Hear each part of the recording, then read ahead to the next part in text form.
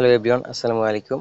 আজকের ভিডিওর টপিক হচ্ছে 2024 সালের নিয়ম অনুযায়ী কীভাবে সৌদি আরবের মেডিকেল রিপোর্ট অনলাইনে চেক করবেন।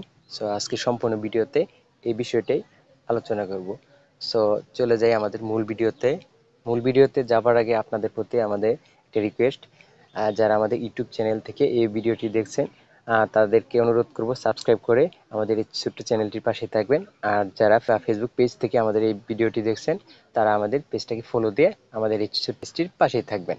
সো চলে যাই আমাদের মূল ভিডিওতে যাওয়ার সময় ফার্স্টে আমাদের গুগল ক্রমটি ওপেন করে নিব। সো গুগল ক্রমটি আমরা ওপেন করে নিচ্ছি। এখানে যাওয়ার পরে এখানে আমরা লিখব সৌদি আরব, ইউ Saudi Arab medical check. Just এতটুকু আমরা লিখে দেব। লিখে দেওয়ার পরে আমাদের সামনে একটা ওয়েবসাইট ওপেন হচ্ছে। ওয়েবসাইটটির নাম হচ্ছে ওয়াফিড.com। সো আপনারা চাইলে ওয়াফিড.com সরাসরি লিখে সার্চ করতে পারেন। সো আমি ওভাবে লিখছি না, আমি জাস্ট এইভাবে লিখছি। সো এখানে আমরা ক্লিক দিয়ে দিলাম ওয়াফিড.com। এখানে ক্লিক দেওয়ার পরে আমাদের সামনে এরকম একটি ইন্টারফেস চলে আসছে।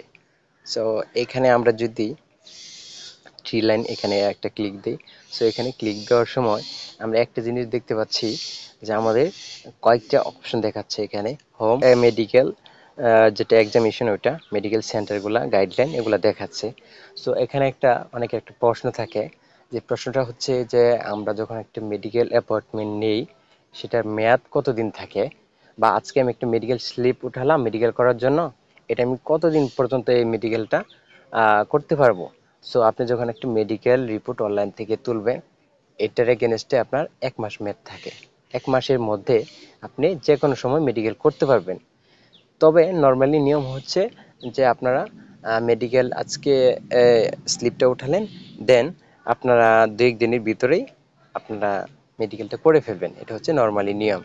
সো যদি কারো প্রবলেম থাকে তারা একটু পরে করলে প্রবলেম নাই। মূল ভিডিও যেটাতে আমরা চলে যাই। আমাদের সামনে যে ইন্টারফেসটি আসছে এখানে আমরা চেক করতে পারি। তারপর আমরা আবার নতুন করে দেখাচ্ছি। আমরা থ্রি লাইনে ক্লিক দিয়ে দিলাম। দেন এখান থেকে আমরা মেডিকেল এক্সামিনেশন এখানে একটা ক্লিক দিয়ে দিলাম। এখানে ক্লিক দেওয়ার পরে আমাদের সামনে কয়েকটা এখানে অপশন চলে আসছে। সো একটা মেডিকেল এক্সামিনেশন যে অপশনটা আছে, সো এখানে যদি আমরা দেখি, দুটো অপশন দেখতে পাবো এখানে, book and appointment, view medical report. So আমরা যেহেতু মেডিকেল রিপোর্টটা চেক করব, সো আমরা এখানে মেডিকেল রিপোর্ট এখানে ক্লিক দিয়ে দিচ্ছি। ক্লিক দেওয়ার পরে আমাদের সামনে এরকম একটা ইন্টারফেস আসবে। সো এখানে দেখাচ্ছে ইউর এক্সামিনেশন রেজাল্ট। তো এখানে বাই পাসপোর্ট, আপনার পাসপোর্ট যে নাম্বারটা রয়েছে সেটা জাস্ট এখানে লিখে দিবেন, এই একটা অপশন। দেন আরেকটা অপশন হচ্ছে আপনার যখন ওয়াফিড থেকে স্লিপ তুলবেন মেডিকেল করার সময়, এখানে একটা দেখবেন নাম্বার দেওয়া আছে। সো আপনার চাইলে ওই নাম্বার দিয়ে করতে পারেন। সো আমি ওই নাম্বার দিয়ে করতেছি না, আমি শুধুমাত্র পাসপোর্ট দিয়ে করতেছি। সো আমি এখানে এখানে আমার পাসপোর্ট নাম্বারটি আমি দিয়ে দিচ্ছি। দেন এখানে ন্যাশনালিটি এটা আমাদের সিলেক্ট করে দিতে হবে। সো আপনার যেটা আপনি ওটা এখান থেকে সিলেক্ট করে দিবেন। সো আমি যেহেতু বাংলাদেশি, তো আমি বাংলাদেশ এখান থেকে দিয়ে দিচ্ছি। দেন আমরা চেকে একটা ক্লিক দেব। জাস্ট চেক ক্লিক দেওয়ার পরে আমাদের সামনে আমাদের রিপোর্টটি চলে আসছে। কিন্তু দেখেন উপরে দেখেন এখানে আমাদের ফিট যে স্ট্যাটাসটি ওটা দিয়ে দিয়েছে, এবং নিচে আমাদের সম্পূর্ণ ডিটেলসগুলো দিয়ে দিচ্ছে। সো এখন আমরা যদি চাই যে আমাদের এই রিপোর্টটা কীভাবে ডাউনলোড করব, সেক্ষেত্রে এটার জন্য জাস্ট পিডিএফে আমরা একটা ক্লিক দিয়ে দেব।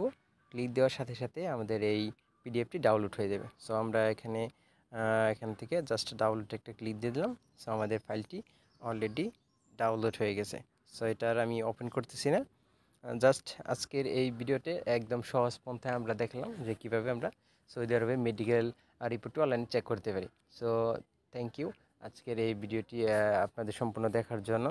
আর আমাদের ভিডিওটি যদি আপনাদের অবশ্যই ভালো লাগে তাহলে অবশ্যই লাইক শেয়ার করবেন এবং আপনার মতামতটি কমেন্টে জানাবেন।